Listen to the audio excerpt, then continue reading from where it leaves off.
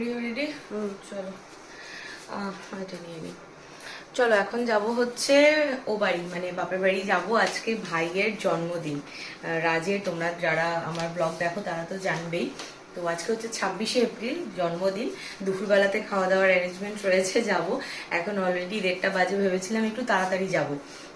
মেজমাকে তাও বলেও ছিলাম, কিন্তু শরীরটা না আজকে ভালো না, সেই জন্য দেখো না, দেখে বোঝাও যাচ্ছে মুখ চোখ ঘেমে যাচ্ছি বারবার, সেটা ভালো না। তো এখন যাব, চলো গিয়ে তারপরে ওখানে তোমাদের সাথে শেয়ার করছি। এদিকে এখন ভেটকি পাতুরি হচ্ছে, জন্মদিনের মেনুতে রয়েছে ভেটকি পাতুরি, আর এইদিকে দেখো গরম গরম বেগুনি ভাজা হচ্ছে। আর হ্যাঁ, আজকে সব রান্না কিন্তু এই মাসিরাই দায়িত্ব নিয়ে করছে। মোটামুটি সব রান্না কমপ্লিট হয়ে গেছে, সব ঢাকা ঢাকা দিয়ে রাখা, খেতে বসে তোমাদের দেখাবো। অনেক কিছু আইটেম রয়েছে কিন্তু। আর এইদিকে এখন সব মোছামুছি চলছে টেবিলগুলো।